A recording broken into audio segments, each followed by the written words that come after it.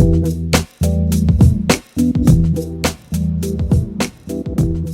hi everybody, it's Doug. I did promise this to you, and I'm sorry you had to wait so long for it, but I had a lot going on. And I did say I was going to show you guys how I picked this lock open. So I'm going to go through the explanation of how it happened, how I got it done, hopefully get an actual pick done. And what I'll do is, in case you don't want to hear all the explanation, because I get the feeling it's going to be involved, I'll just put the time right up there so you'll know that's the time to zoom up to for the actual pick. So let's talk about these locks in general. So I'll tell you also the method that I've tried, that I used. I've tried on a bunch of Yales and have not had luck with it yet. That doesn't mean that that it can't be done. It's just I think these things are a little bit more complex. I think they have levers on both sides, rather than this, I suspect, has levers only on the one side. So let me talk to you about how this works. You'll see the key, and you'll notice right about here there's almost a bitting going on there, and that is to engage different levers along the way. This tip has one job only. All it has to do is to rotate the release and basically pull the pawl out of the way. But you can't rotate that unless the levers are set in the right way. So I took a look with my pick, and what I'm going to use for this is a southward, but it is basically the same as a Sparrow's lunatic. And what I started to do was I felt along the sides, and there's not much going on the right-hand side, but on the left-hand side, I engaged a bunch of levers. So I believe this only has levers on the one side, or else maybe it's less complex than the actual Yale. The Yale seems to have levers on both sides. So I guess we'll demonstrate the Yale. This is the Yale that I won from Chris Capune, and I think it was his 300 or 400 giveaway. So you'll notice also that when we turn, we don't get much engagement until we get 90 degrees, and then it actually completes the open. Now, this means I'm going to need something to turn the pawl release.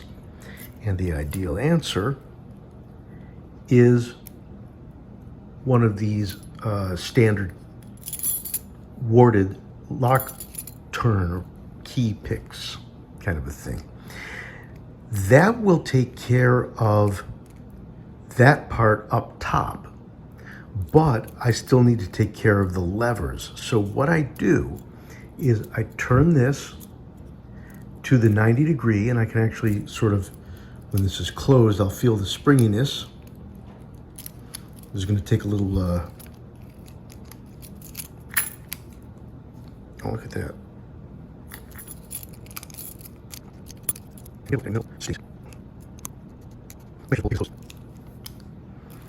Okay, got to pause for a moment while I do that, and then I'll be right back. Okay, so it does turn out I had to pick this closed, and I'll show you that it's closed now. One thing I'm going to do is I need to rotate the shutter that way so that I have better access to the levers on the side. All right, we take the this thing, the warded one. Now, I guess I have to get that in before I rotate the shutter.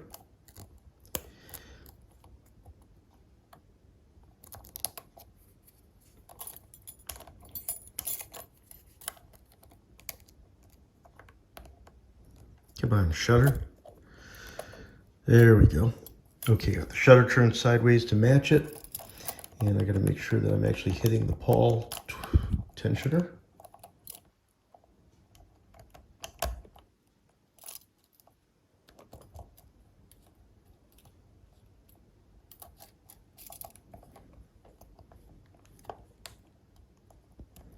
I'm pretty sure I'm on. I just want to be certain. Okay, well, there we go. And what I'm doing is I'm putting just a little bit of tension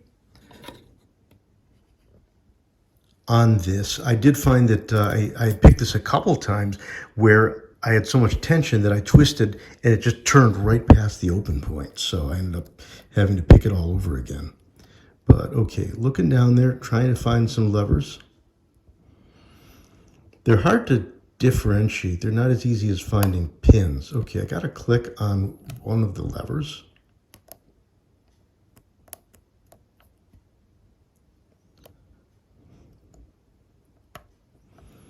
Kind of working my way along.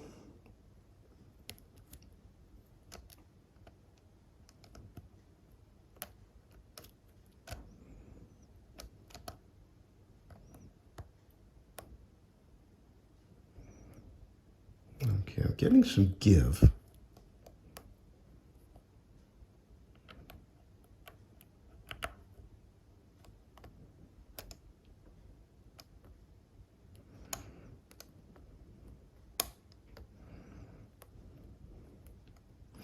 And basically, again, I'm like seesawing. I'm doing a little pressure on what I think is a lever and lightening up the tension on the warded pick.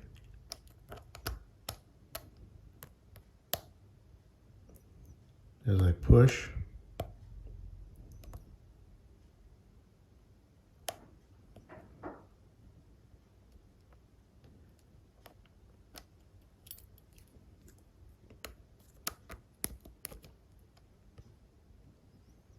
Might need to get down a little bit in there.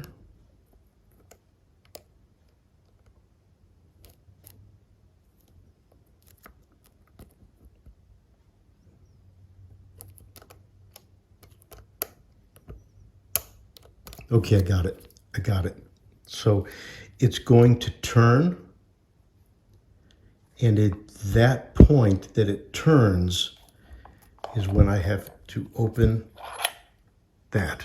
All right. And you can see I can complete the turn now. And it just clicked. So it's a whole lot of fiddling, but the technique does work. So again, getting that down in there, making sure I'm putting tension on the pawl release. And then while I'm doing that, I'm picking the levers, which in this case are to the left. Lightly touching the levers, back around until I hit them in the right way, and it releases and turns. All right, everybody. Thanks, everybody, for watching. I do hope that was somewhat educational to you, and maybe someone else can apply this, at least on the Corbin. That should work for you, and hopefully going forward, maybe we can find a way to make that work on the Yale. But like I said, I feel like I have to swap back to left and right to get levers on both sides. All right, there you go. Thanks, everybody, for watching. Please, love to hear your comments. Do like and subscribe if you can. Thanks, take care, and stay safe and healthy.